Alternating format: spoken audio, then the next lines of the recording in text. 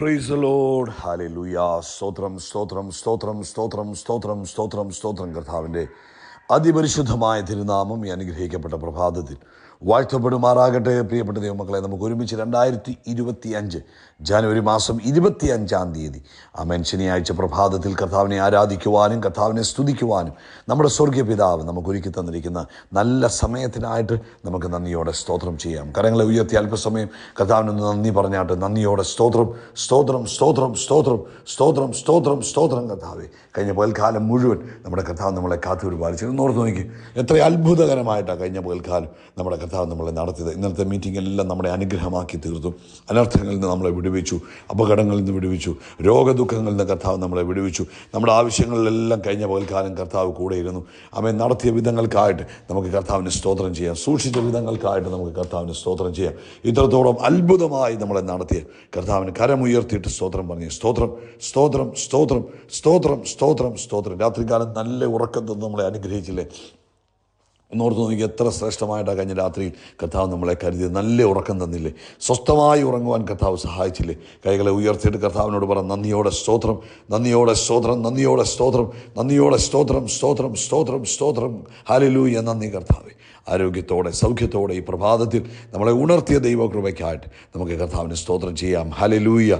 Thank you Lord, thank you Lord. നന്ദിയോടെ സ്തോത്രം, നന്ദിയോടെ സ്തോത്രം, നന്ദിയോടെ സ്തോത്രം. ഈ പ്രഭാതത്തിൽ നമ്മളെ ഉണർത്തിയ ദൈവകൃപയ്ക്കായിട്ട് നമുക്ക് കർത്താവിന് സ്തോത്രം ചെയ്യാം. Hallelujah, hallelujah. നന്ദി കർത്താവേ, നന്ദി കർത്താവേ.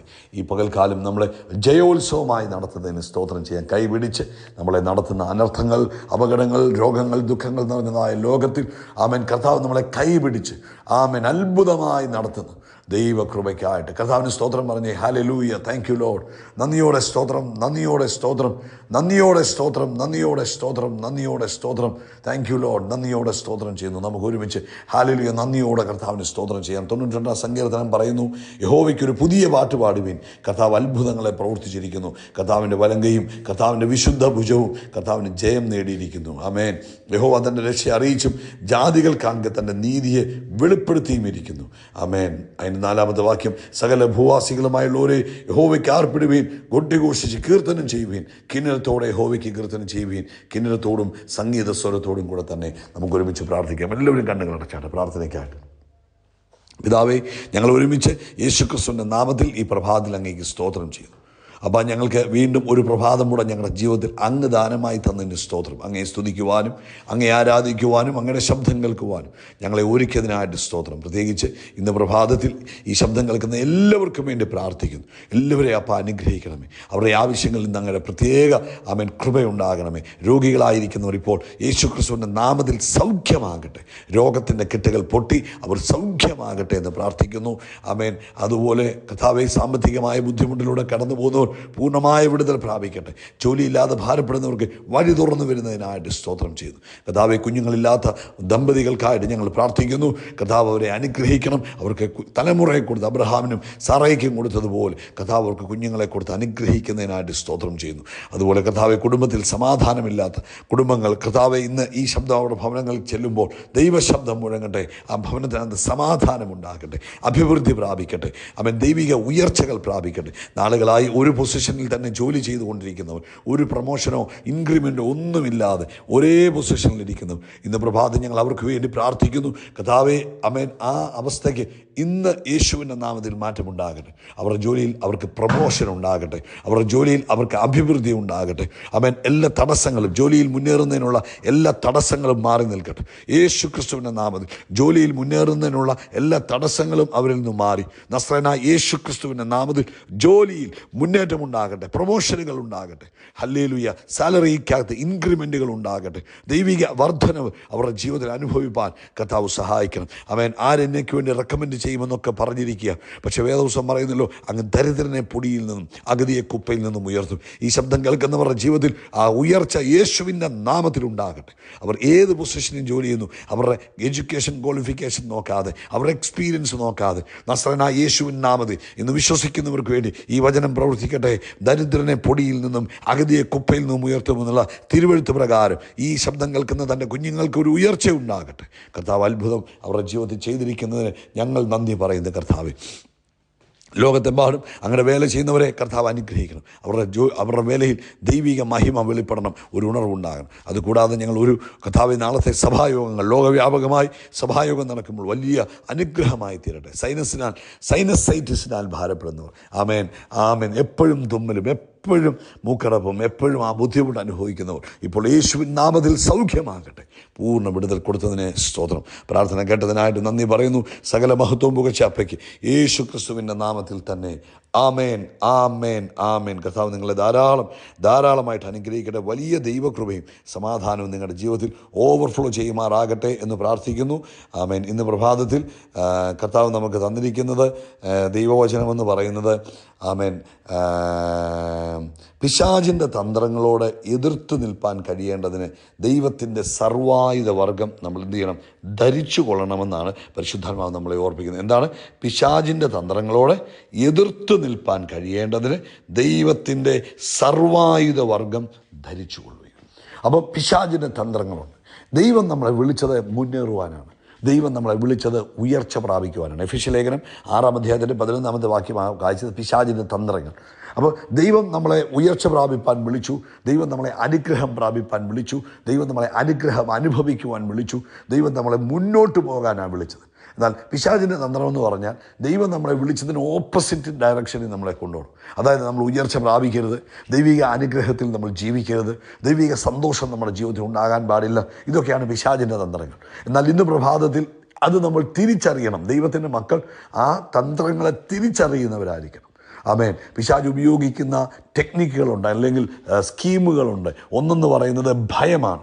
ആമേൻ. നമ്മുടെ മനസ്സിൽ ഭയം കൊണ്ടുവരും. അയ്യോ, ഓരോ പലതരത്തിലുള്ള ഭയങ്ങളുണ്ട്. ചിലർക്ക് മനുഷ്യഭയമാണ്, ചിലർക്ക് രോഗഭയമാണ്, ചിലർക്ക് ഭാവിയെക്കുറിച്ചുള്ള ഭയമാണ്, ചിലർക്ക് അയ്യോ ഇന്ന രോഗം എനിക്ക് വരുമായിരിക്കുമോ എന്നുള്ള ഭയമാണ്, ചിലർക്ക് അയ്യോ ഞാൻ മരിച്ചു പോകുമോ എന്നുള്ള ഭയം. ഇങ്ങനെ പലതരത്തിലുള്ള ഭയങ്ങൾ ആമേൻ നമ്മുടെ മനസ്സിൽ കൊണ്ടുവന്നിട്ട് കഴിയുമ്പോൾ നമ്മൾ ഇനാക്റ്റീവായി പോകും. നമുക്ക് മുന്നോട്ട് ഓടാൻ പ്രയാസമായിട്ട് വരും, നമുക്ക് ജയിക്കാൻ പ്രയാസമായി വരും. അപ്പോൾ നമ്മൾ എന്ത് ചെയ്യും? നമ്മൾ ഭയം നമ്മുടെ ഉള്ളിൽ വന്നു കഴിഞ്ഞാൽ നമ്മുടെ ശരീരം തന്നെ ബലഹീനമാകും, നമ്മുടെ മനസ്സ് ബലഹീനമാകും, നമുക്ക് മുൻപോട്ട് പോകാനായിട്ട് പ്രയാസം വരും.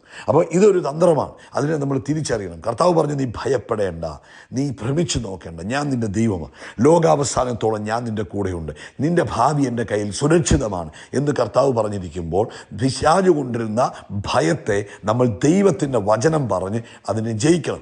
ഏതെങ്കിലും രീതിയിൽ ഭയം മനസ്സിലോട്ട് കയറി വരുമ്പോൾ അതിനെ എഗനിസ്റ്റായിട്ട്, അല്ലെങ്കിൽ അതിനെതിരായിട്ട് ദൈവത്തിൻ്റെ വചനമാണ് നമ്മൾ പറയേണ്ടത്. ദൈവത്തിൻ്റെ വചനം നമ്മളോട് തന്നെ പറഞ്ഞ് നമ്മുടെ മനസ്സിനെ നമ്മൾ ആ വചനത്തിനകത്ത് ഉറപ്പിക്കണം.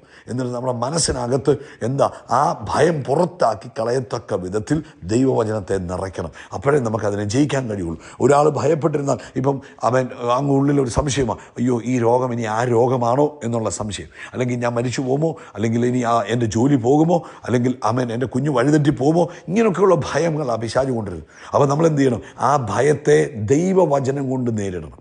ദൈവവചനം പറഞ്ഞ് അതിനകത്തു നിന്ന് നമ്മൾ പുറത്തു വരണം. അപ്പോൾ നമുക്കതിനകത്ത് ജയാളികളാകാൻ കഴിയും. ഇല്ലെങ്കിൽ നമുക്ക് ജയിക്കാൻ പറ്റത്തില്ല, അല്ലെങ്കിൽ നമ്മൾ തോറ്റുപോകും. അതുകൊണ്ട് ഇന്ന് പ്രഭാതത്തിൽ പരിശുദ്ധാത്മാവ് ഓർപ്പിക്കുന്നു, ഭയം പിശാചിൻ്റെ തന്ത്രമാണ്.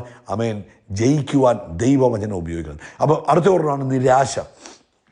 എന്നെ ഒന്നിനും കൊള്ളത്തില്ല, എന്നെ ആർക്കും സ്നേഹമില്ല, എന്നെ എല്ലാവർക്കും ദേഷ്യമാണ്, എനിക്ക് എൻ്റെ പേഴ്സണാലിറ്റി ശരിയല്ല, എൻ്റെ പഠിത്തം ശരിയായില്ല, അല്ലെങ്കിൽ എനിക്ക് മുന്നോട്ട് പോകാൻ പ്രയാസമാണ്. ഇങ്ങനെയുള്ള നിരാശ കൊണ്ടുവരും. അപ്പോൾ അവിടെ എന്ന് പറഞ്ഞു, അവിടെയും നമ്മൾ ദൈവവചനം ഉപയോഗിക്കണം. നമ്മുടെ പേഴ്സണാലിറ്റി ദൈവമാണ് നമ്മളെ സൃഷ്ടിച്ചത്. കർത്താവ് ഒരാളെ ഉയർത്തുന്നത്, കർത്താവ് ഒരാളെ മുൻപോട്ട് കൊണ്ടുപോകുന്നത്. ഇന്ന് നമ്മൾ പ്രാർത്ഥിച്ചപ്പം പറഞ്ഞ പോലെ ദരിദ്രനെ കർത്താവ് പൊടിയിൽ നിന്നും അഗതിയെ കുപ്പയിൽ നിന്ന് ഉയർത്താൻ മതിയായവൻ. അപ്പോൾ നമ്മൾ നിരാശപ്പെട്ട് ഒരു മൂലയ്ക്ക് കിടക്കുകയല്ല വേണം. നമ്മൾ ദൈവവചനം പറഞ്ഞ് ജയിച്ചു മുന്നേറണം. ദൈവവചനം ശബ്ദമുയർത്തി നമ്മൾ നമ്മുടെ സാഹചര്യത്തിൽ പറയുമ്പോൾ അവിടെ നമുക്ക് ജയമുണ്ടാകും. നമ്മുടെ ജീവിതത്തിൽ നിന്ന് നിരാശ മാറിപ്പോകും. അതുപോലെ തന്നെ പല പല പല രീതിയിൽ, അതുപോലെ ഇപ്പോൾ കുടുംബത്തിനകത്ത് സമാധാനം കെടുത്തുക. അപ്പോൾ സമാധാനമില്ലാതിരുന്നാലും നമ്മൾ ഇനാക്റ്റീവായി പോകും. ഭാര്യയെ കൊണ്ട് പ്രശ്നം ഉണ്ടാക്കിക്കുക, ഭർത്താവിനെ കൊണ്ട് പ്രശ്നം ഉണ്ടാക്കിക്കുക, കുഞ്ഞുങ്ങളെ കൊണ്ട് പ്രശ്നം ഉണ്ടാക്കിക്കുക, മാതാപിതാക്കളെ കൊണ്ട് പ്രശ്നം ഉണ്ടാക്കിക്കുക, ജോലി സ്ഥലത്ത് ബോസിനെ കൊണ്ട് പ്രശ്നം ഉണ്ടാക്കിക്കുക. ഇങ്ങനെ പലതരത്തിലുള്ള സംഭവങ്ങൾ, പലതരത്തിൽ നമുക്ക് ഇറിറ്റേഷൻ ഉണ്ടാക്കും. അപ്പോൾ എന്നാ പറ്റും? നമ്മുടെ സമാധാനം കെടും. നമ്മുടെ സമാധാനം പോകുമ്പോൾ നമ്മുടെ പ്രാർത്ഥന ശരിയാകത്തില്ല. അപ്പോൾ നമുക്ക് പിന്നെ ഒരു സന്തോഷമില്ലെങ്കിൽ പിന്നെ എങ്ങനെ മുന്നേറും? അപ്പോൾ അതുകൊണ്ട് എന്തു വേണം?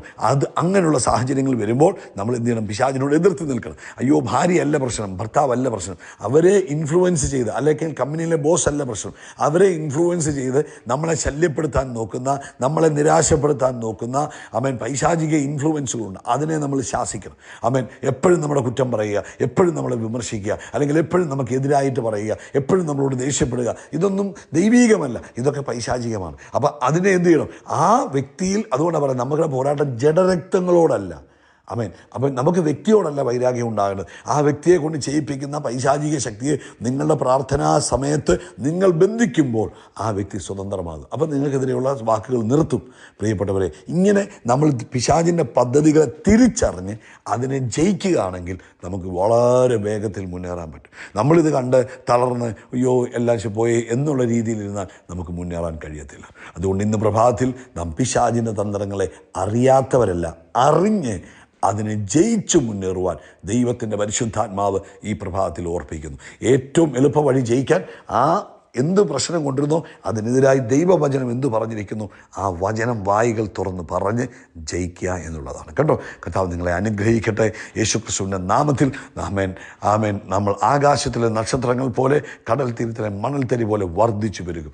ആമേൻ. We are blessed, we are really blessed, we are permanently blessed and highly favoured. God bless you, God bless you, God bless you. Praise the Lord. Hallelujah. സ്തോത്രം, സ്തോത്രം, സ്തോത്രം, സ്തോത്രം, സ്തോത്രം, സ്തോത്രം, സ്തോത്രം. കർത്താവിൻ്റെ അതിപരിശുദ്ധമായ തിരുനാമം ഈ അനുഗ്രഹിക്കപ്പെട്ട പ്രഭാതത്തിൽ വാഴ്ത്തപ്പെടുമാറാകട്ടെ. പ്രിയപ്പെട്ട ദൈവമക്കളെ, നമുക്ക് ഒരുമിച്ച് 2025 ജനുവരി മാസം 25-ാം തീയതി ശനിയാഴ്ച പ്രഭാതത്തിൽ കർത്താവിനെ ആരാധിക്കുവാനും കർത്താവിനെ സ്തുതിക്കുവാനും നമ്മുടെ സ്വർഗീയ പിതാവ് നമുക്ക് ഒരുക്കി തന്നിരിക്കുന്ന നല്ല സമയത്തിനായിട്ട് നമുക്ക് നന്ദിയോടെ